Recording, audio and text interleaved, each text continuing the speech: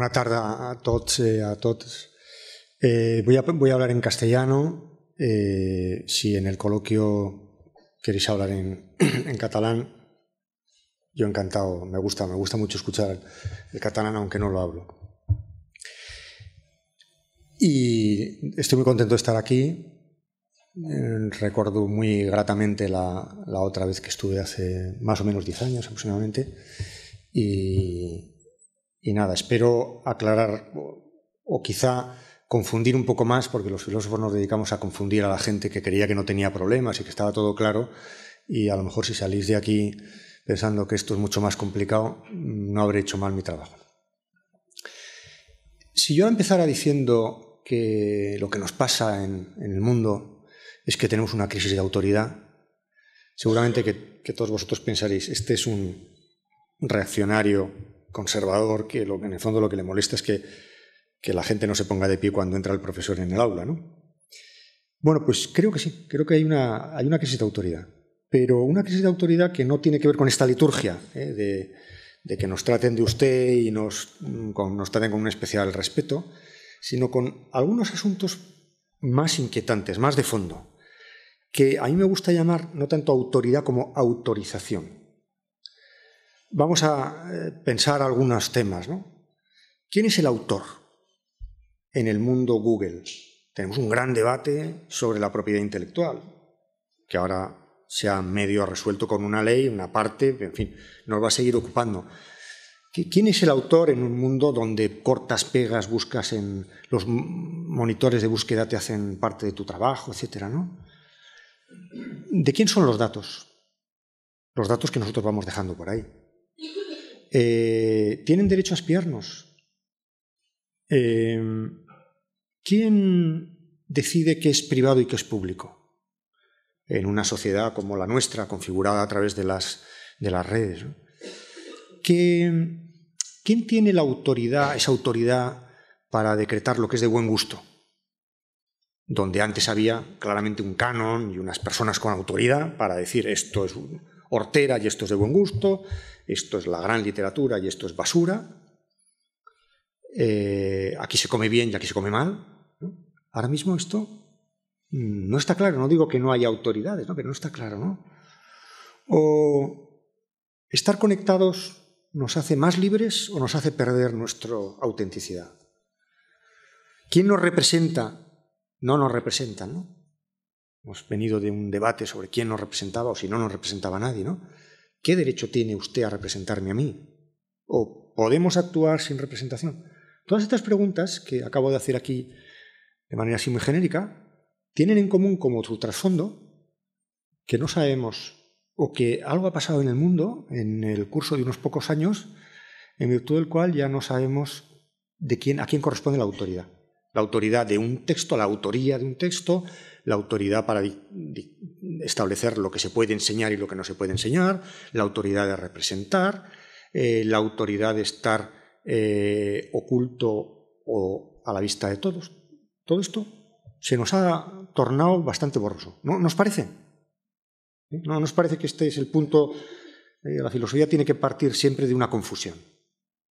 Probablemente sofisticarla un poco al final. Pero vamos a partir de esta confusión, ¿no? Es que si no tenéis este problema, nos vamos a merendar, a tomar algo, ¿no? Pero decidme, por favor, que sí, que esto os preocupa mucho, ¿eh? Bueno, pues estos son los 6 conceptos que quería hacer como a modo de flashes cuando me planteé qué exponer hoy. En vez de hacer una teoría general, voy a exponer 6 conceptos a los que les está pasando algo serio. Y voy a buscar qué tienen en común. Y estos 6 conceptos serían el concepto de conocimiento, libertad, privacidad, gusto, conexión, democracia. ¿Os parece que vayamos examinando cada uno de estos puntos desde esta perspectiva, ¿no? Que algo le ha pasado y los tenemos que volver a pensar? Porque probablemente algunos de ellos han sufrido una transformación y nos hemos enterado a medias, ¿no? En primer lugar, el conocimiento. Hay un largo debate ya sobre la autoría intelectual, el copyright, las patentes. Hay muchos debates en la sociedad que yo no soy un especialista, no entro en la parte jurídica de solución del asunto. Me interesa el problema, el tema, ¿no? Que es que no sabemos muy bien en el mundo de Google, de Wikipedia, de espacios colaborativos. Fijaos, Wikipedia, ¿no? Que es una enciclopedia. Antes los señores o señoras que hacían las enciclopedias británicas, Espasa, tendrían una gran autoridad. Ahora resulta que Wikipedia entra a todo el mundo, etc., ¿no? Bueno, en ese contexto, en este nuevo mundo, ¿qué significa conocer? ¿De quién es el conocimiento? Yo creo que se podría explicar esta paradoja con dos pequeñas, a su vez, subparadojas, que son, la primera, casi nada es absolutamente original. Desengañémonos, ¿eh? El que crea que esto de conocimiento y de la creación es una gran originalidad, no. Y la segunda idea, aparentemente contradictoria con esto, que voy a tratar de explicar luego, casi nada carece absolutamente de originalidad. Es imposible no ser original. Voy a explicar estas dos ideas relativas al conocimiento. En primer lugar, el conocimiento es una cierta recombinación de materiales existentes. Es decir, parto de la primera idea. Casi nada es absolutamente original. Todos son variaciones sobre un tema, modificaciones de lo que ya existe, lo cual no significa que esto sea muy fácil. Recombinar requiere un gran ingenio.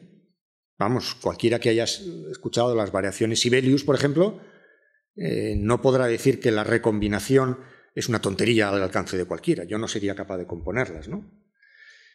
Pero conocer, crear, significa relacionar, articular cosas que ya existían de una manera inédita, pero cosas que ya existían. No hay creación ex nihilo, desde cero. Un ejemplo de esta que puede ayudarnos a entender esto es que cuando, a ver si estáis de acuerdo con esta experiencia, si tenéis la misma experiencia que yo, ¿no? Cuando uno lee a Tolkien o ve la película Alien o estos relatos acerca de monstruos, ¿no os ha llamado la atención lo mucho que los monstruos se nos parecen? Es decir, cuando ideamos algo que no tiene nada que ver con lo humano, fuera de lo humano, resulta que lo que son es seres humanos con la nariz más grande, las orejas, en fin, más pequeños, más altos, gigantes, pero en el fondo no somos capaces de pensar fuera de lo humano. Incluso lo monstruoso lo pensamos en el ámbito de lo humano, ¿no? Además es lógico, si lo monstruoso fuera lo absolutamente otro, no lo reconoceríamos. Tiene que haber un cierto parecido con nosotros para que lo entendamos, ¿no? La segunda paradoja a la que me refería con esto de la novedad o no del conocimiento es que nada carece absolutamente de originalidad. Incluso el que imita, el que repite, repetir una regla, Kant decía que repetir una regla era como hacer una línea a mano alzada, que es imposible hacerla perfecta y por tanto se reconoce en el temblequeo de la línea o en la pequeña, se reconoce el carácter de la persona que lo ha escrito, etcétera, ¿no? Que la ha hecho, ¿no? Es decir, en el fondo, vendría a decir, esta sería mi tesis, copiar es imposible. Hasta el que copia, imprime en lo que copia un sello personal, un pequeño elemento de desviación, ¿no?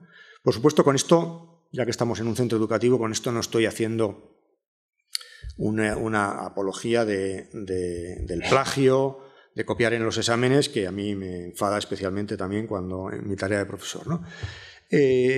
Ni de que, bueno, y por supuesto no estoy legitimando quien hace copias para un negocio sin pagar lo que corresponde. Por cierto, que hacer copias en el fondo nos adentraría en otro problema, porque las copias en el fondo es un proceso tecnológico donde no interviene la subjetividad, ¿no?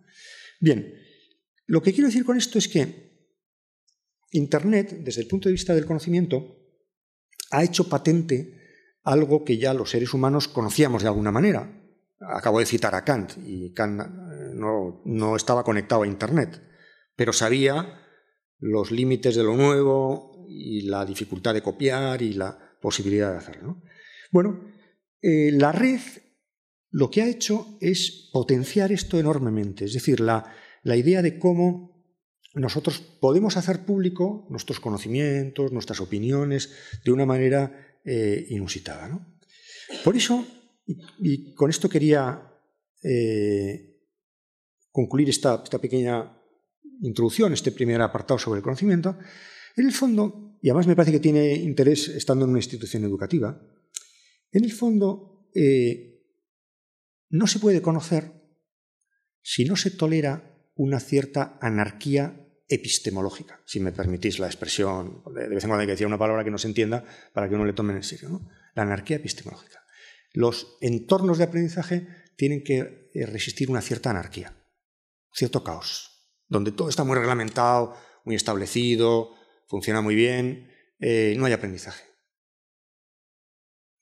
En fin, a mí me gusta decir que realmente uno en la universidad aprende más de los contactos informales que de los programas reglamentados, ¿no? A veces esas ideas que a uno le chocan, ¿no? Y le conmueven, ¿no? Le cambian el punto de vista, uno las oye en un bar. Con esto no estoy haciendo ninguna apología de abandonar las aulas, porque es fundamental la disciplina y todas estas cosas, ¿no? Pero realmente donde uno se choca con algo interesante, es donde no estaba previsto eso que llaman los que tienen palabras técnicas para todo la disrupción, ¿no? Es decir, algo que nos sorprenda. Generalmente, donde todo está muy reglamentado, muy establecido, hay poco espacio para la novedad. Y por eso, si alguien quiere, yo el primer consejo que daría, claro, yo soy un filósofo, no soy una persona que tenga ninguna responsabilidad educativa, institucional. Si tú quieres establecer un ámbito donde se aprenda, organiza un pequeño caos. Organízalo, porque el caos tiene que estar organizado, pero que sea caos. Es decir, que la gente tenga una cierta libertad. Y donde no hay una cierta libertad de equivocarse, una cierta anarquía de los métodos y un poco de desorden, no se aprende nada. Bueno, si he dicho una tontería y los de la Fundación luego, en fin, va contra su filosofía y tal, pues oye, no pasa nada, ¿no? La retiro, ¿no? Ojo con la reglamentación, ¿eh? Nuestros mejores descubrimientos han sido siempre en la ciencia, en la vida personal, han tenido siempre lugar en espacios poco reglamentados. Y en el caso de Internet, yo creo que lo que Internet ha puesto de manifiesto es esa propiedad del carácter caótico de nuestro modo de conocer, donde la propiedad no está muy clara, donde hay de todo, ahí surge parte de nuestro conocimiento. Segunda idea que quería explicar, la libertad. Sabéis que ha habido varios escándalos a relación con el espionaje. Quería hablar libertad y espionaje, quiero hablar de este tema, ¿no? El caso Snowden, el caso del espionaje americano, tal, ¿no? Bueno, tomando pie en esto, cuando surgió este tema, el escándalo del espionaje, lo primero que me vino a la cabeza es pensar, ¿por qué nos sorprendemos tanto? Es lógico que ocurra esto, ¿no? Hemos estado probablemente mucho tiempo con la resaca de la celebración de Internet, pensando que Internet iba a hacer todo transparente, iba a acabar con todos los secretos, ya no habrá secretos en ningún sitio. Recordar el caso Assange, ¿no? Y Wikileaks, ¿no? Y de repente descubrimos que la otra cara de la moneda de esta revelación de datos y esta transparencia del espacio público es que nos están viendo, que nos están espiando, ¿no? Probablemente hemos descubierto, gracias a estos escándalos, que estamos en una sociedad de mirones, somos unos mirones, que al mismo tiempo están siendo mirados por todas partes. Entonces, a ver cómo en 5 o 10 minutos voy a tratar de explicar ¿y esto qué hacemos con esto? ¿Qué tiene de bueno, de malo? ¿Hasta qué punto es inevitable o no, ¿no? Yo creo que hemos pensado durante un cierto tiempo, hasta que esto ha salido a la luz, hemos pensado que informarse, por ejemplo, del tiempo a través de los dispositivos, comprar cosas por Internet, enviar mensajes instantáneos, que esto era un chollo, que esto era gratis, que esto era fabuloso.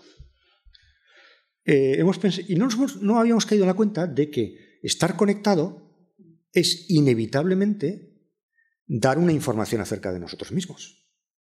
De entrada, por ejemplo, la información de la geolocalización, que si no la desactivamos en los móviles, yo cuando voy a la montaña la activo para que encuentren mis restos en un barranco y me puedan dar sepultura, pero a veces se me olvida y bueno, y ahí está funcionando y cualquiera puede saber dónde estoy yo. De hecho, Bin Laden no tenía móvil y le pillaron porque uno de sus colaboradores tenía móvil. Gran error, ¿no? Bueno, es decir, estamos, a través de las redes sociales y todos estos dispositivos, estamos configurando un sistema en virtud del cual somos conocidos por otros. Internet es un espacio de autoexhibición. Yo voy a poner un ejemplo. Yo tengo una casa de campo con un jardín invadido por topos y estoy desesperado con el tema de los topos. Los topos en España no se pueden matar, no hay instrumentos. Y a mí se me ocurrió entrar en Amazon y mirar Inglaterra. En Inglaterra hay profesionales de matar topos que te vienen a casa, te los matan, no hay ningún problema. Y compré veneno o una trampa. Bueno, no me ha dado muy buen resultado, pero eso es por mi torpeza, ¿no? Total, que ¿sabéis lo que me ha pasado? Sabéis que Amazon, cuando tú compras cosas, y ahora mismo ya no solo se compran libros, se pueden comprar 1000 cosas, Amazon se hace un perfil de ti. El algoritmo, no hay un tío ahí detrás perverso criticándote. Se hace un algoritmo. Hay una máquina que dice... Innerarity es un tío que lee libros en alemán muy raros y es un asesino de topos compulsivo. La máquina piensa que yo soy así y a lo mejor tiene razón. Bueno, y luego he comprado una pequeña granja de gallinas para mis hijos y tal, tenemos en el jardín unas gallinas, y entonces ahora me mandan información cada 2x3 de libros de Habermas, y al mismo tiempo un nuevo pienso para gallinas que ha llegado y un nuevo instrumento para matar topos infalible, ¿no? Debo tener loca a la máquina esa pensando qué tipo es este Innerarity, no sé qué personalidad más rara. Bueno, pero yo no me puedo quejar de esto, porque yo he dejado ahí, es más, de vez en cuando yo soy muy partidario de esas sugerencias. De vez en cuando te dicen, ¿por qué no lee usted este libro? Otros que han comprado el libro que ha comprado usted han comprado este otro. Eso me da una información que me permite ciertas cosas, me oculta otras que luego diré, ¿no? Bueno, a través de nuestros datos, nuestros itinerarios, nuestras religiones, nuestras decisiones, si yo voy a comer a un sitio, si entro en un tipo de hotel, si viajo, tal, estamos haciendo un striptease absoluto, estamos exhibiéndonos en la red. Y por tanto, esto ha permitido que Internet sea una inmensa máquina de vigilancia, una inmensa máquina de recopilación de los datos, porque hay un contrato implícito, que ninguno de nosotros hemos firmado este contrato. Bueno, sí. Yo, por ejemplo, ahora en el hotel en el que estoy, para acceder a Internet, tengo que firmar, tengo que rellenar una casilla donde pone que he leído las condiciones de privacidad.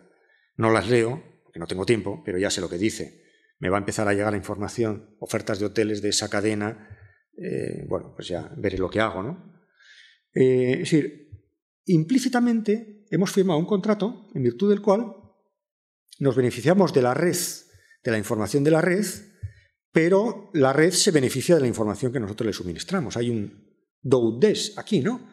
Y en el tráfico global de datos estamos continuamente vomitando cosas de nuestra propia intimidad, de nuestros gustos, de nuestras preferencias, de nuestros intereses intelectuales, de nuestros viajes, etc., ¿no? Todo deja rastro, todo deja huella, todo deja pista, nada se desdibuja en el universo de Twitter, en el universo de Facebook. Por eso estos instrumentos son tan peligrosos. Claro, lo que tú dejas dicho en Twitter en un momento de entusiasmo o de pérdida de control quedará siempre ahí, ¿no? Y todo el debate que tenemos ahora es el derecho al olvido, el cómo se borra algo. Estos aparatos son aparatos que no borran nada. Y yo sostengo que las máquinas, lo que nos distingue a las máquinas de los seres humanos es que los seres humanos tenemos una gran capacidad intelectual que se llama olvido. Olvidar es una operación típicamente humana. Las máquinas no olvidan nada. Son muy rencorosas las máquinas. Tú le metes ¿alguna vez nos ha pasado que habéis borrado un archivo? Bueno, que habéis querido borrar un archivo y el ordenador os ha dicho, ¿está usted seguro de que quiere borrar este archivo? Y tú dices, sí. Y te insiste, pero ¿está usted seguro? Que sí, coño, que sí, que quiero borrarlo. Lo borras y de repente dices, ¿seré imbécil? ¿No tenía que haberlo borrado? No te preocupes. Vas a la tienda, te lo sacan. Porque no se había borrado. Esto no borra. Los seres humanos borramos. Imaginaros que si los seres humanos no olvidáramos, no podríamos aprender cosas nuevas. Hay un complejo sistema neurológico que yo no conozco bien, pero ahí también tiene una parte también más práctica, más vital y más ética, ¿no? Que es, si nosotros olvidáramos lo mal que lo hemos pasado en ciertas ocasiones, no entraríamos en actividades de riesgo. Si nosotros no olvidáramos con facilidad el daño que nos han hecho otros, seríamos unos rencorosos. Y el rencor es una de las peores cosas que le puede pasar a un ser humano. El rencor es terrible. Nietzsche escribió unas páginas memorables sobre esto. El rencor, lo contrario del rencor es el olvido. Hay que olvidar, de vez en cuando hay que limpiar el disco duro, si se me permite esta metáfora, ¿no? Bien, pues, ¿qué es lo que hemos aprendido con esto de los escándalos, del espionaje? Pues que Internet, que algunos de los ciberutopistas lo habían pensado como un ágora, es un espacio público de discusión, realmente es un bazar. Es mucho más bazar que ágora. Realmente es un mercado, un sitio donde estamos dejando datos a cambio de que nos informen de cosas que nos pueden interesar y tal, ¿no? Por tanto, damos datos que permiten a empresas, institutos, etcétera, etcétera, suministrarnos aquello que creen que nos interesa. Por cierto, no creo que estemos dispuestos a prescindir de esto. A mí me viene muy bien. De vez en cuando me molesta que me lleguen ofertas de cosas porque un día maté un topo, ahora se creen... Bueno, bien, pues me gustaría que eso no se produjera, pero a cambio tengo que de vez en cuando me sugieren libros, casi siempre me sugieren libros interesantes. Por cierto, Barber, un filósofo norteamericano, decía que cuando tú compras un libro en Amazon, te dicen, los clientes que han comprado ese libro han comprado también este y este. Te sugieren esa compra. Y Benjamin Barber decía, Internet sería mucho mejor y los sujetos tendríamos un mejor espacio de amplitud de conocimiento si en lugar de darnos esa información nos dijeran, ¿usted ha comprado este libro? Pues que sepa que el libro donde se contienen las tesis opuestas a ese libro es este o este. Bueno, pues esto se lo conté una vez a un técnico que sabe de esta cosa y me dijo, ya empiezan a hacerse programas de este estilo. Porque claro, Internet es un espacio demasiado redundante.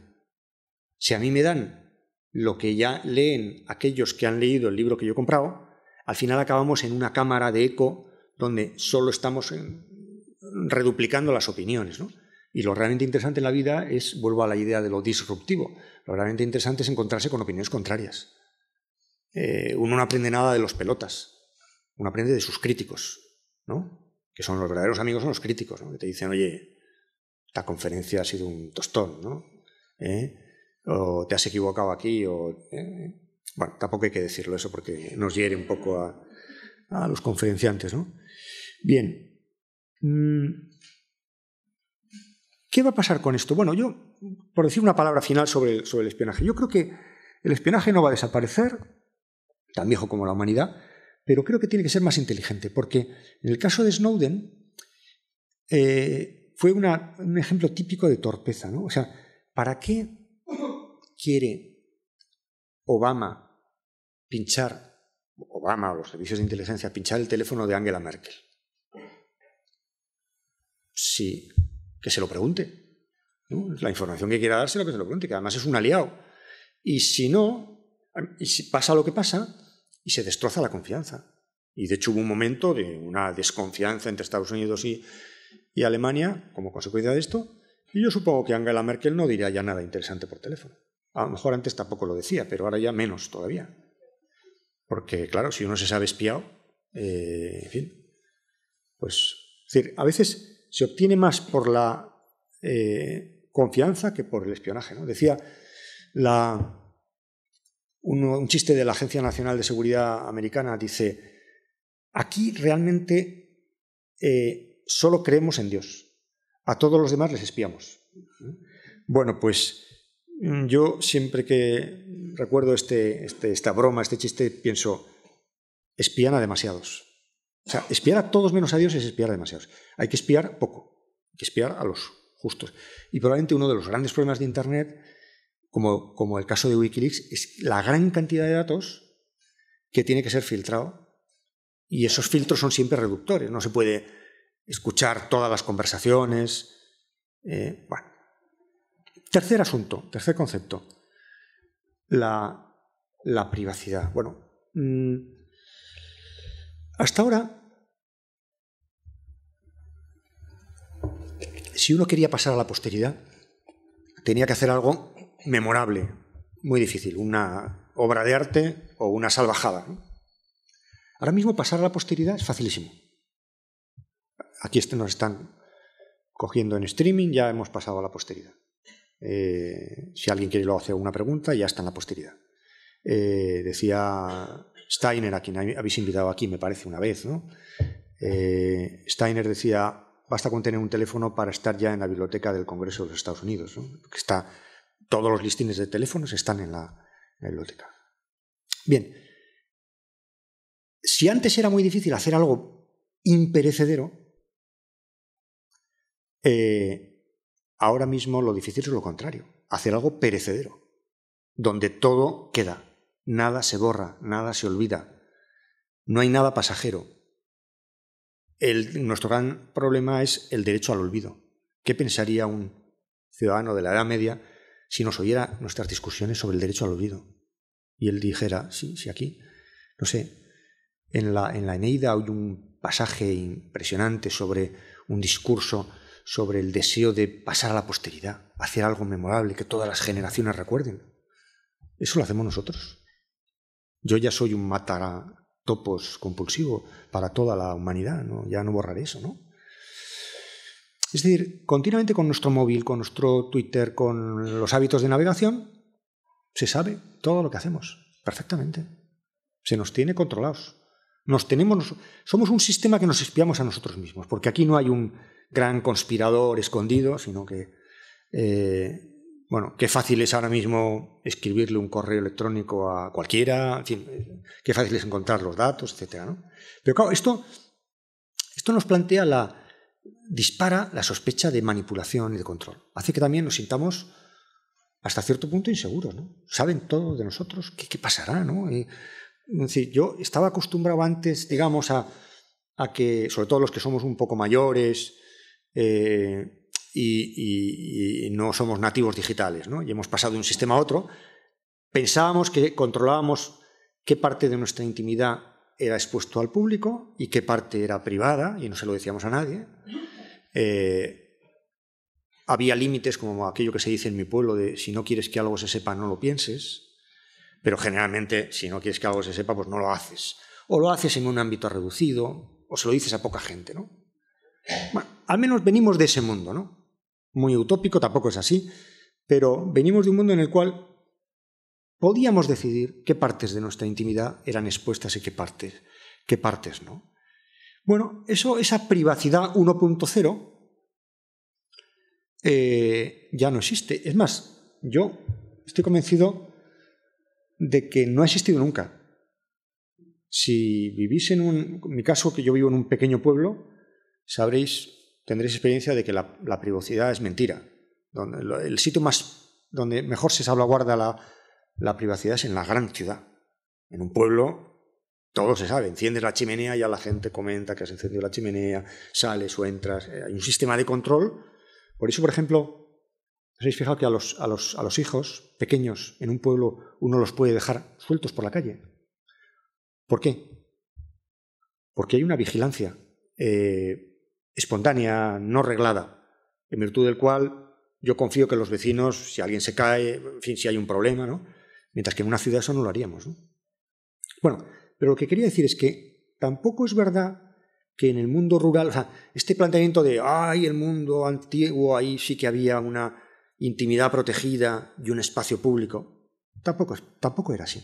También en el mundo ese de los no digitales, en el fondo, había bastante cotilleo. Yo no estaba bastante expuesto a esto, ¿no?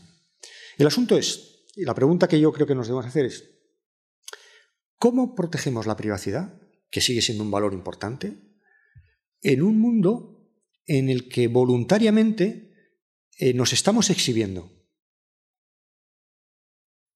y estamos entregando nuestros datos continuamente? Hombre, hay casos muy concretos, ¿no? El dato de la tarjeta de crédito solamente lo damos a una página que nos tiene una... O sea, hay muchas garantías de esto, ¿no? Pero en general, yo no me refiero solo a los datos cuyo uso sería ilegal, sino a datos normales, banales, ¿no? Estos datos... ¿se puede saber nuestra salud, por ejemplo? ¿Cómo estamos de salud? Se puede saber con cierta facilidad. Yo puedo saber, por ejemplo, hay estos apps para monitorizar nuestra salud, del corazón, de no sé qué, que hay gente que se lo baja y tal. Entonces yo puedo saber que tú tienes un problema de corazón porque sé que te has bajado una cosa para monitorizar el pulso, o que eres deportista o no eres deportista. Ahora mismo uno de los grandes problemas, todo esto son...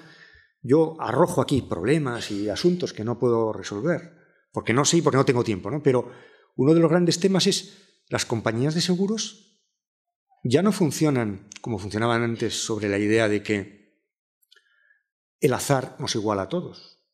Ahora mismo una compañía de seguros sabe de nosotros muchísimo. Y si nosotros vamos a contratar un seguro, ya nos van a empezar a exigir un control genético, una declaración genética, a ver si en nuestros antepasados ha habido personas que han muerto de cáncer. O probablemente no nos lo exijan porque ya lo saben. Es decir, que antes la igualdad se basaba en el desconocimiento y ahora mismo ese desconocimiento ya no existe, sino que se sabe todo, ¿no? Bien, ¿estaríamos dispuestos a renunciar? De vez en cuando hay esos debates sobre las cámaras que lo vigilan todo por la calle. Ya, pero... ¿estaríamos dispuestos a renunciar, por ejemplo, a que cuando haya un asesinato o un accidente podamos o no recurrir a una cámara que da información a la policía acerca de quién tuvo la culpa, qué pasó y facilite la investigación? Ahí hay un dilema, ¿no? Un dilema que no es fácil de resolver, ¿no? Estamos colaborando activamente, lo voy a decir de una manera brutal, pero lo podemos matizar todavía. Estamos colaborando en la construcción de una máquina que luego nos espía. Ese es el gran... dilema que tenemos, ¿no? Bien, de hecho, bueno, no me voy a extender mucho en esto. Hay procedimientos para salirse de este tema que, bueno, se han demostrado poco eficaces. Por ejemplo, hay quien dice, bueno, dar el consentimiento. Vamos a un sistema que solamente hagan uso de los datos que demos cuyo consentimiento sea explícito. La mayor parte de nuestros datos no tiene nada que ver con el consentimiento. Es más, lo importante no son los datos, lo importante es el uso que se hacen de esos datos, ¿no? O, por ejemplo, bueno, vamos a construir un sistema del cual nos podamos salir en cualquier momento. Mala solución, porque te sales, pero lo que habías hecho antes queda ahí, no se borra completamente, ¿no? Hay ahora, por ejemplo, el Anonymous, ¿no? este movimiento, bueno, de intentar estrategias en la red para no dejar huella, ¿no? Bueno, tiene un alcance parcial, ¿no? De hecho, es muy fácil, ahora mismo me dice a mí la gente que sabe de estos temas, que es muy fácil alguien que sea anonimizado en la red volverlo a identificar. Hay muchos sistemas informáticos para reidentificar, ¿no? Bueno, lo que está claro es que estamos ante un conjunto de posibilidades tecnológicas que nos dan grandes oportunidades y también representan ciertas amenazas, ¿no? Evidentemente, el combate contra las enfermedades va a poder ser mucho más útil. Nos van a poder decir, por el cruce de los big data, ¿no? Nos van a poder decir muchas cosas acerca de qué posibilidades tenemos de desarrollar unas enfermedades. Yo creo que a eso no queremos renunciar, ¿no? Pero al mismo tiempo vamos a tener unas penalizaciones y unas desigualdades en materia de seguros que van a ir incrementándose, ¿no? Bien. Cuarto tema, el gusto. ¿Quién tiene derecho a decirnos qué es lo bueno y lo malo y lo que nos debe convencer, lo que nos debe gustar o no? Venimos de un mundo, de un tiempo en el cual había grandes profesionales de la crítica. ¿Dónde se hacía la crítica literaria? En los periódicos. ¿Quiénes eran los grandes santones que consagraban a un autor o no? Pues Reich Ranitzky en Alemania, Bloom en Estados Unidos, Pivot en Francia. ¿Quién dice que un vino es bueno? Parker, ¿no? ¿Cómo sabemos cuáles son los restaurantes donde se come bien? La guía Michelin. Esto es muy antiguo. Esto ya no funciona así. O sea, sí sigue funcionando, pero ahora mismo tenemos TripAdvisor. ¿TripAdvisor qué es?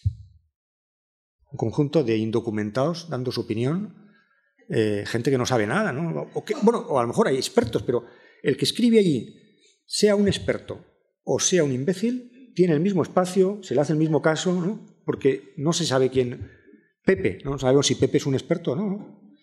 Bueno, es una cosa maravillosa, ¿no? Alguien puede decir, qué bien, qué maravilla, ¿no? La democratización del gusto. Yo tengo un amigo cocinero vasco, Andoni Aduriz, que es el cuarto mejor cocinero del mundo. Cuarto del mundo. Y tiene su restaurante en Rentería, en un municipio de Guipúzcoa. En TripAdvisor, ese restaurante, entre los restaurantes de Rentería, ocupa el cuarto lugar. Lo cual a algunos nos ha llevado a pensar, a lo mejor hay gente que este sistema está pensado para que Rentería sea el mundo. No, simplemente que los de TripAdvisor le han puesto en cuarto lugar de Rentería, ¿no? Y de vez en cuando él se ríe, alguna vez tuvo también ataques, porque hay gente que ataca, ¿no? La competencia se ataca entre sí. Bueno, yo ahora puedo cambiar la página de Wikipedia de cualquiera. No es muy difícil cambiar la página de Wikipedia. Es curioso, funciona relativamente bien. Wikipedia es bastante fiable, pero bastante vulnerable. Y además debe su fiabilidad a su vulnerabilidad. Porque se entiende que la resultante de 1000 gente agregando información suele ser buena, en general suele ser buena. De hecho, cuando la mayor parte de la gente dice aquí se come bien, la gente no está llevándonos a restaurantes horrorosos por el puro placer de que comamos mal. La gente en general, si tú preguntas dónde se come bien, te suele dar la información buena, ¿no? La gente, o soy un ingenuo yo, ¿no? No sé, os ha pasado, ¿por dónde se va a la calle, a la ronda de Dalt, ¿no? Tú preguntas aquí, generalmente te llevan a la ronda de Dalt, ¿no? La gente es buena, ¿no? No tiene un interés, de vez en cuando hay un sinvergüenza y tal.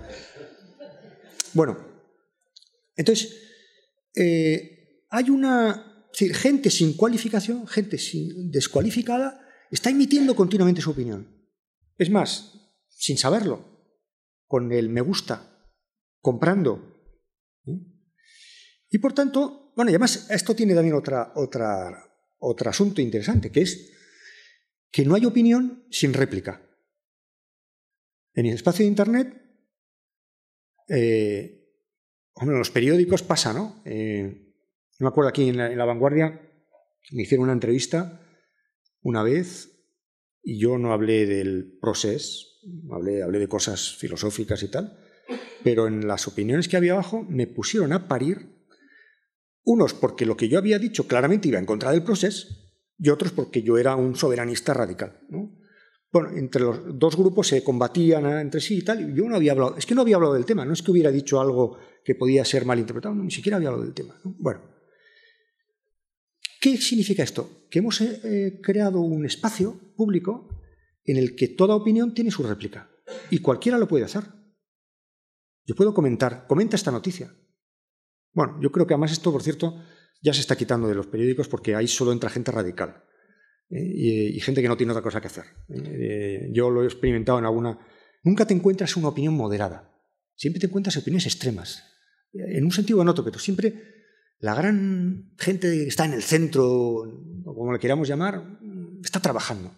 Y los que están todo el día con una matraca, me da igual la que sea, pues están ahí, ¿no? Por cierto, me contaba un amigo mío periodista que habían descubierto, por no sé qué procedimientos, que buena parte, un tanto por ciento muy elevado, de la gente que entraba en los foros políticos de los periódicos, ¿sabéis de dónde venía? De las sedes de los partidos.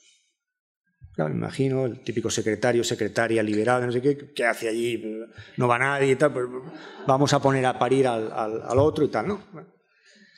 En fin, pero nos guste o no, los expertos están siendo desafiados. Yo digo una cosa y cualquiera puede decir que eso es una tontería, ¿no?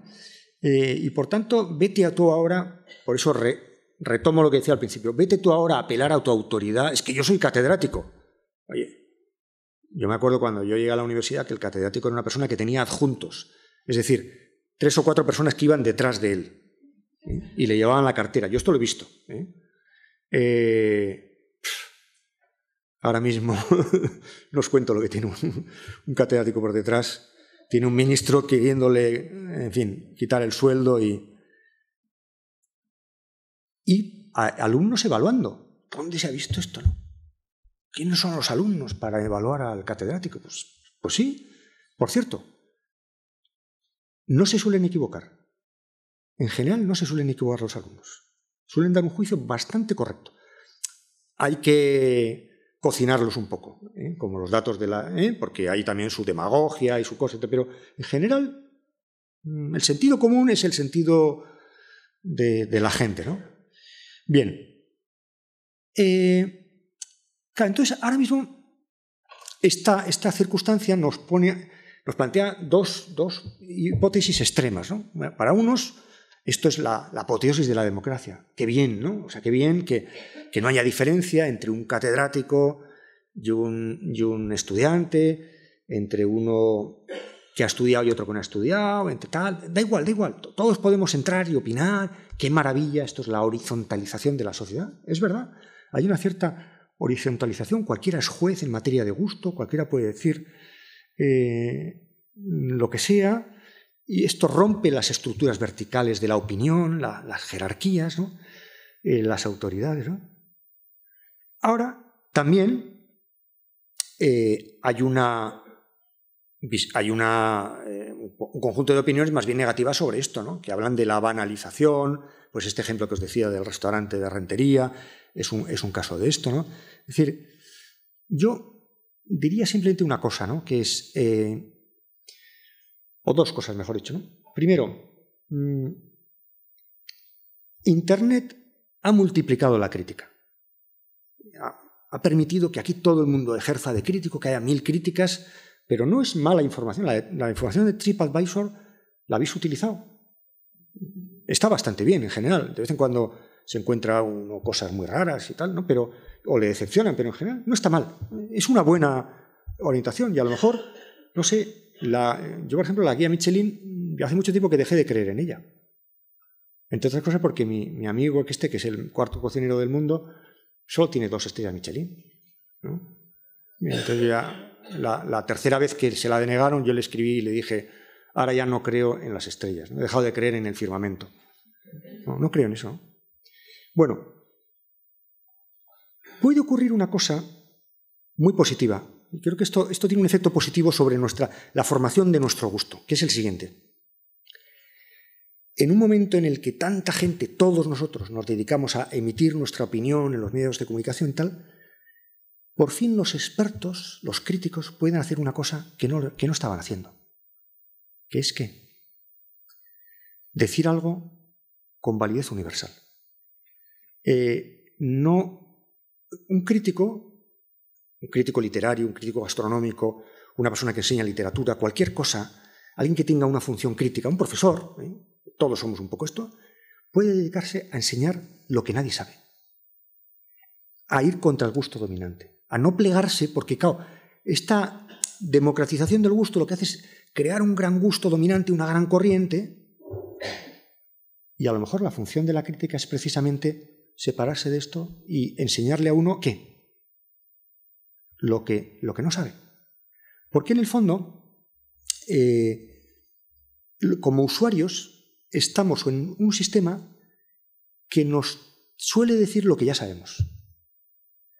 Los usuarios, los clientes que han leído este libro también han comprado este otro. Es decir, nos meten en cámaras de gente muy parecidas a nosotros. Y a lo mejor lo que yo ahora espero de un crítico literario no es que me diga lo que yo ya sé, sino que me diga lo que no sé, que me descubra cosas inéditas, ¿no? Quinto concepto, penúltimo concepto, el de conexión. Hemos estado durante unos años celebrando la conexión. ¿Sabéis cuál es la peor tragedia, lo peor que le pueda pasar a uno en la vida?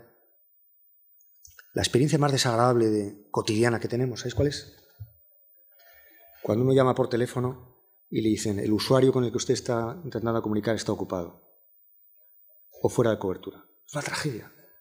¿No? Es vivido como una tragedia cotidiana, banal, ¿no? Banal. Que alguien no nos haya contestado el correo en un espacio de 24 horas. Una falta de educación, ¿no? Nos pone nerviosísimos, ¿no?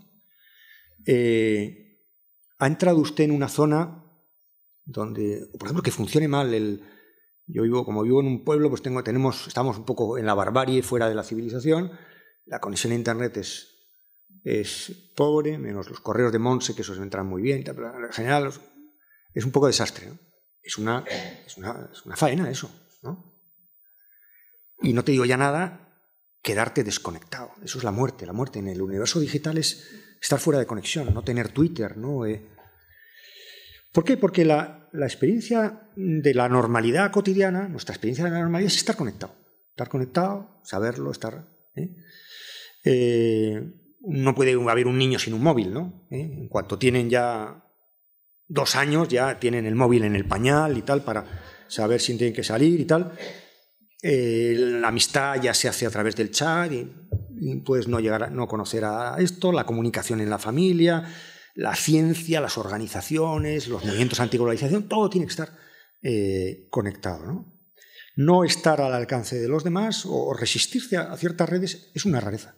Yo he de reconocer que me he resistido a algunas redes y al final he tenido que ceder porque parecía un raro, parecía un antisocial, parecía un filósofo con el estereotipo del filósofo huraño y aburrido y malhumorado. Bueno, y no quisiera yo ser así, ¿no? Al final cedes, ¿no? Bueno, ¿qué es lo que nos está pasando? Yo percibo en estos últimos años, claro, Internet tiene muy poca vida, por tanto esto va a dar 1000 vueltas, ¿no? Y yo creo que ha habido una burbuja de la conectividad y creo que ya llevamos unos cuantos años en las que esto nos está empezando a fatigar, ¿o no? Sí, decidme que sí, para que no parezca yo un poco raro, ¿no? Bueno, hay una especie como de deseo latente de desconexión. Voy a poneros algunos ejemplos, ¿no?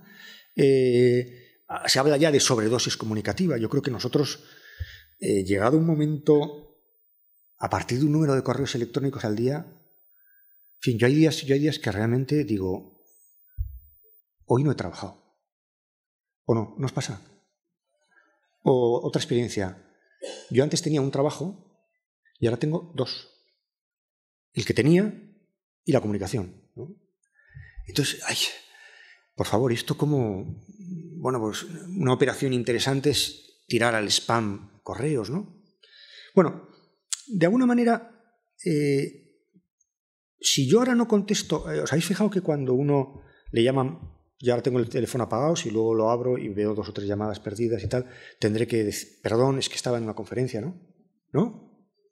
Antes no pasaba. Antes cuando, aquí los más jóvenes, no, cuando había un teléfono... Ahora hay una operación cuando uno llama por teléfono a alguien, ¿qué? ¿Dónde estás? Eso yo de pequeño no lo hacía, ¿verdad?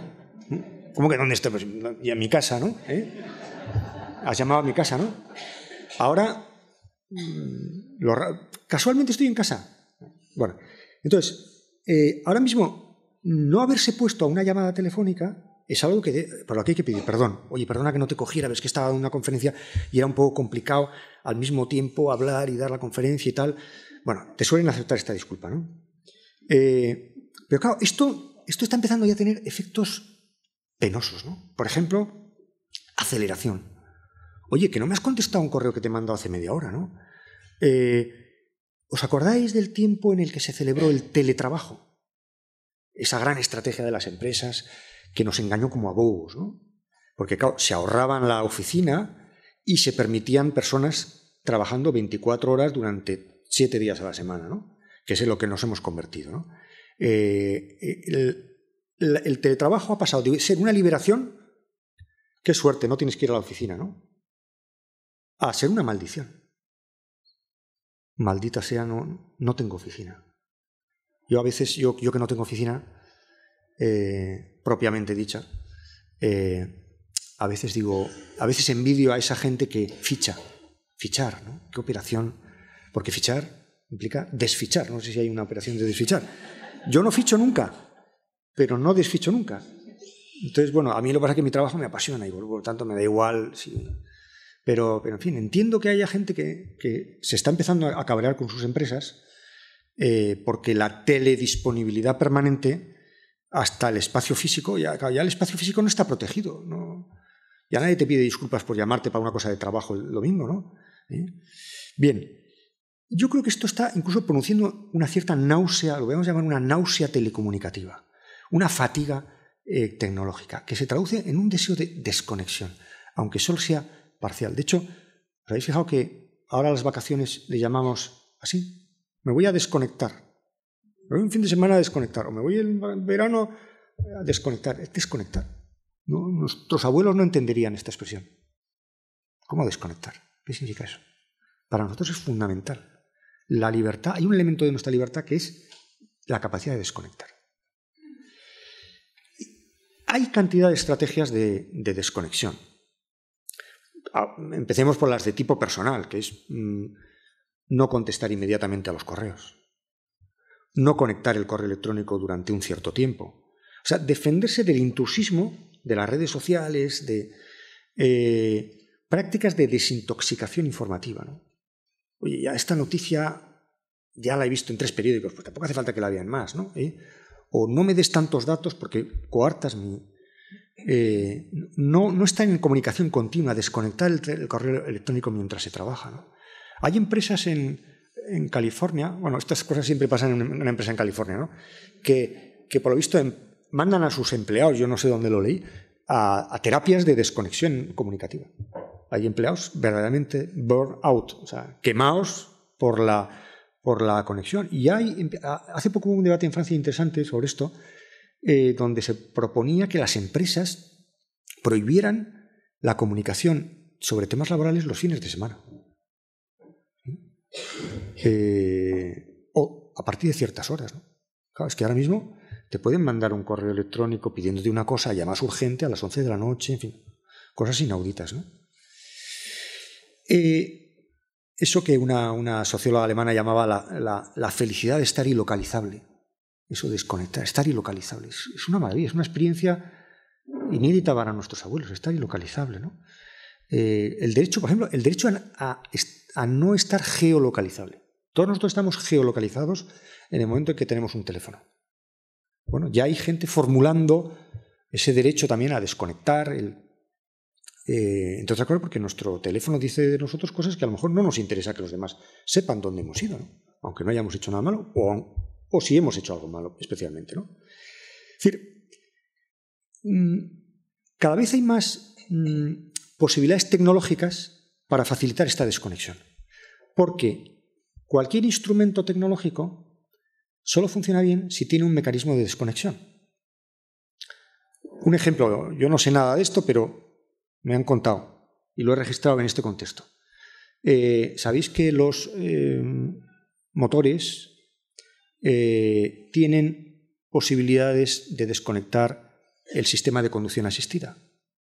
¿No? Hay un botón que la conducción asistida tú la puedes desconectar porque hay momentos, por ejemplo, cuando se conduce por nieve, que el ordenador del coche puede dar falsas alarmas. Podemos desconectar ese sistema, ¿no? O pensemos una cosa más elemental del mundo 1.0, un fusible. ¿Qué es un fusible? Un fusible es un sistema de desconexión, es decir, un sistema que mantiene la conexión, pero si hay demasiada cosa circulando por el cable, se interrumpe. ¿Qué pasaría si no hubiera fusibles? Ya nos habríamos abrasados vivos, ¿no? Nos protegen, por ejemplo, de un incendio. Es decir, la tecnología tiene también entre sus virtualidades el incluir la posibilidad de su no funcionamiento automático, dejar de funcionar, ¿no? De modo que la tecnología muchas veces funciona contra quien la comanda, contra quien la dirige. ¿Habéis fijado? El sistema de frenos ABS es un sistema en virtud del cual le damos la orden a un coche para desobedecer nuestras órdenes en algunos casos. Si yo, por ejemplo, como me pasó hace poco, me encuentro un jabalí atravesando la carretera, mi tendencia es pegar un frenazo. Me mato. Si hago lo que yo quiero, me mato. Entonces, ¿qué es lo que hacemos? Un sistema para impedirnos hacer lo que queremos. Que es que no frena. Se frena mucho menos de lo que deseamos. Y gracias a eso nos matamos. ¿No? ¿Os acordáis cuando la tragedia de Angrois, ¿no? del tren aquel? La gran discusión es cómo no tenía aquel tren un sistema para desobedecer las órdenes del maquinista. Qué paradoja, ¿no? Más bonita, ¿no? Más interesante, ¿no? Si los sistemas funcionan bien, son inteligentes, cuando no nos obedecen completamente. Esto va contra la intuición. La intuición nos dice, no, queremos tecnología que obedezca absolutamente. Craso error.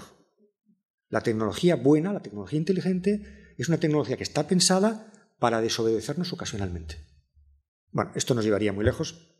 Cierro el paréntesis, pero me parece que es una ilustración de lo que quiero decir, ¿no?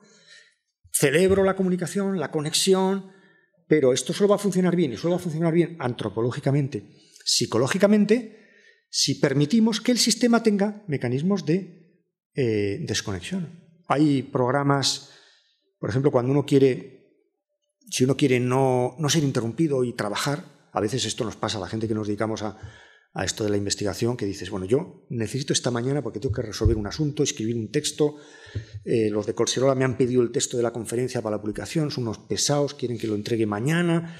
Bueno, me he conseguido esta tarde, me aíslo del mundo. Bueno, de modo que antes lo que hacíamos era pues, apagar el móvil y tal. Hay programas, hay un programa que se llama Antisocial. Hay otro, Firewall o Self-Control. Este es muy bueno, Self-Control. Hay un programa. ¿Qué es lo que hace? Que te impide conectar a las redes sociales. Pero sobre todo te impide a ti, porque tú eres el que estás ahí con esa dependencia, ¿no? O, por ejemplo, bueno, todo el tema que conocemos más y en las instituciones educativas, los filtros para los niños, los filtros en los ordenadores para que no haya cosas inconvenientes para ellos. Se está desarrollando toda una industria de la desconexión, del filtro, etcétera, ¿no? Bien. Uy, me tengo que acabar. Paso al último tema. Democracia. También aquí ha habido otra burbuja. Ha habido una burbuja consistente en pensar que las redes sociales, y en fin, esto ya lo siento contradecir un poco a algunas personas a las que tengo gran admiración. Por otro lado, pensar que las redes sociales iban a solucionar los problemas políticos. Y que la desintermediación de las redes sociales, la posibilidad de participación a tiempo real y tal, iba a radicalizar, regenerar la democracia. Hoy en día el balance es más modesto porque los resultados no han sido como se esperábamos. Probablemente esto nos ha pasado siempre en la historia de la humanidad, siempre que ha habido un artilugio tecnológico, siempre hemos soñado que con ese artilugio tecnológico íbamos a arreglar un problema de otra naturaleza. Y, por ejemplo, pensar que los problemas políticos pueden ser solucionados técnicamente es una vieja aspiración de la humanidad. Marx, que fue un gran filósofo, pero un profeta mediocre, dijo que la implantación del ferrocarril en la India acabaría con el sistema de castas. Cuando se inventó el avión, tengo yo por ahí algún texto recogido, hubo mucha gente que dijo, unas personas, hay textos y documentos, dijeron, se acabó la guerra entre las naciones. Con el avión ya la guerra ya será imposible, porque la guerra es una cosa que tiene que ver con el espacio físico, material. Vaya que se equivocaron, ¿no? Con el nacimiento de la radio, con el nacimiento de la televisión, con el nacimiento de cada tecnología, ha habido alguien que se le ha ocurrido que podía arreglar otro problema que no tenía nada que ver con eso, ¿no? Bueno, entonces, ¿qué ha pasado con Internet? Es lógico que una tecnología como la de Internet, que, como se dice ahora, está de moda, empodera, que vincula libremente, que facilita el acceso, que pone a disposición datos, etcétera, despierte grandes ilusiones de emancipación democrática, ¿no? Pero creo que esto tiene sus límites e incluso tiene su lado oscuro también. ¿Por qué? Muy brevemente voy a dar tres razones de por qué Internet tiene unos efectos limitados en relación con la democratización de la sociedad o la regeneración o la radicalización democrática de una sociedad. En primer lugar, porque hay detrás de esto, no hace falta que lo explique mucho, una concepción muy determinista. Es decir, la idea de que la técnica va en una dirección. La técnica se puede utilizar casi para cualquier cosa. Y la técnica de Internet, la tecnología que abre Internet puede utilizarse para espiar o para liberar o para emancipar, ¿no?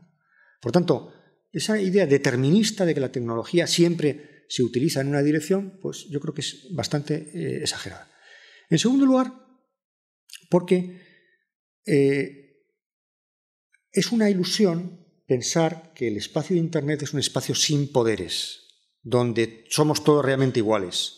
Qué bien, TripAdvisor, yo digo mi opinión y cualquiera puede decir su opinión. Here comes everybody, es el título de un libro célebre sobre esto. Aquí viene cualquiera. Mentira.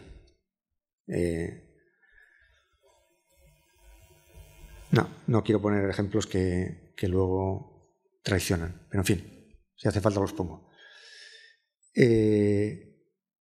Si los pongo, sí, no, pero no lo toméis a pie de la letra, si alguien se molesta, por favor que no. Podemos es un partido político que surgió en la Complutense, no sé si habéis oído hablar de él. Empieza con esa lógica, here comes everybody. Y en un momento determinado dicen, no nos vamos a presentar a las elecciones municipales salvo Guanyem aquí, como es Guanyem, Barcelona, en algunos sitios y tal, ¿no? Porque no tenemos capacidad de controlar que nuestros candidatos no cumplan nuestro ideario, tal. A mí aquello me hizo, vamos a ver, un momento, here comes everybody, ¿o no? ¿Se entiende? O sea, ¿esto es un sistema abierto? No, es un sistema abierto. O sea, que lo que vosotros estáis queriendo decir, que mientras no tengáis un aparato político como tienen los partidos tradicionales, no vais a funcionar a pleno rendimiento. Me parece muy bien. Pero entonces, here don't come everybody, ¿no? O sea, does come everybody, ¿no? Aquí no viene cualquiera, ¿no? Cierro paréntesis. Esto era una opinión que no tiene que ver con la política. Yo tampoco soy ni de derechas ni de izquierdas como los de Podemos. No. Bien. Internet es un espacio donde hay poder. Vaya que sí hay poder. Hay poder de las grandes corporaciones. Hay poder de Microsoft, de Google. Hay estudios, por ejemplo, tengo uno que leí recientemente de los 10 blogs políticos más influyentes de Estados Unidos. ¿Sabéis qué tipo de personas son? Una mujer, entre 10. Un afroamericano. Y los otros 8, varones, white, anglo-saxon, protestantes. Bueno, hemos cambiado una élite por otra, pero sigue habiendo una élite. De hecho, puedo ponerle otro ejemplo de Podemos. Será el último, y no me lo toméis a pie de la letra. Acabo de ver que el resultado de toda esta votación abierta de tal ha terminado, ¿sabéis con qué? ¿Cuál ha sido el resultado final? La paridad no ha salido muy bien de todo esto. ¿Por qué? Porque era un sistema abierto. Y claro, la paridad tiene que ver con un sistema de filtro, de organización. Sí, aquí viene todo el mundo, pero mitad y mitad. Cremallera. Organicemos la participación. Sí, participación, pero si tú dejas un sistema a la libre espontaneidad, me da igual que uno sea de derecha neoliberal que de izquierda ciberanarquista o de la izquierda digital, que me gusta a mí decir, el resultado no es óptimo. Si uno quiere resultados óptimos hay que hacer política, sí, hay que tomar decisiones. Tomar decisiones es establecer reglas. Los mercados funcionan bien cuando hay regulación, buena, poca, la justa. Pero tiene que haber alguna regulación. Eso de la autoorganización del mercado, eso da lugar a tremendas barbaridades. Pero lo mismo se puede decir en el otro extremo del espectro ideológico. La participación cívica sale bien cuando se organiza. Y a lo mejor uno de los criterios de organización es la paridad, de la cual yo soy un ferviente defensor. Y de otros criterios de equilibrio. Pero para eso hay que hacer política. Para eso ya no basta con dejar que las cosas sigan su libre espontaneidad. No, las cosas con su libre espontaneidad dan resultados que no son siempre óptimos, ¿no? Y el último punto que quería decir es que en el activismo digital ya hemos tenido ya una experiencia. El caso de la primavera árabe es muy elocuente a este propósito. Hemos tenido una experiencia de cómo Internet es un gran instrumento para la destrucción de la autoridad. Magnífico. Para hacer tambalear regímenes, inquietar a los poderosos. ¿Por qué? Porque horizontaliza, quiebra las jerarquías. La parte, digamos, destructiva. Toda democracia es una destrucción de diferencias, de jerarquías, de poderes, sin argumentos, etc., ¿no? Esa parte destructiva, Internet ha demostrado una gran capacidad. Pero la capacidad de construcción política es diferente. Tiene otra lógica. Dos ejemplos, ¿no? Obama ha sido un gran candidato. No sé si ha habido un mejor candidato en la historia de los Estados Unidos. Bueno, sí, a lo mejor Jefferson o Lincoln, no sé. Ha sido un gran candidato. Y cuando dicen algunos, y un mal gobernante, yo digo, no. Lo que pasa es que era tan buen candidato que ya gobernar, por comparación, ya no le podía salir tan bien. Yo no hago un juicio sobre Obama gobernante. Desde luego, en comparación con Obama candidato, decepcionante, ¿no? ¿Por qué? Porque el momento de construcción, el momento de Yes We Can, de la esperanza de tal, es un momento que tiene su lógica y no ha habido nadie como Obama, pero el momento de reforma sanitaria, cerrar Guantánamo, es un momento que exige otras habilidades. Y yo creo que estamos en sistemas políticos que están entrenando a los políticos a ser buenos candidatos y se están olvidando de que sean buenos gobernantes. Esto es una de las grandes asimetrías que tenemos, ¿no? El otro ejemplo que os quería poner, ya con esto de verdad termino, es el ejemplo de la primavera árabe, precisamente. Yo conocí a la chica esta, la Tunisian Girl, esta chica de Túnez que puso en marcha a través de aquel blog que tuvo un efecto brutal, ¿no? Pude discutir con ella una biografía apasionante, una experiencia política muy interesante. ¿Cuál ha sido el resultado? Bueno, en Túnez ha sido un resultado bueno, pero solo en Túnez. ¿Por qué el resultado ha sido malo? Porque no es lo mismo construir, destruir, hacer tambalear un sistema político a partir de un grupo de liberales universitarios en las capitales de estos países del norte de África, en círculos relativamente pequeños, que saben inglés y que han viajado y tal, que construir sociedad. ¿Y al final qué ha pasado en esos países? ¿Quién ha ganado? ¿Quién se ha llevado el gato al agua? Pues había dos posibilidades. Había dos instituciones que tenían capacidad constructiva de tejido social. Los hermanos musulmanes o el ejército. Es decir, el mundo, al final, hace falta capacidad de organización, capacidad de presencia física en el territorio. Y por tanto, Internet, es más, Internet nos puede dar provocar un engaño óptico.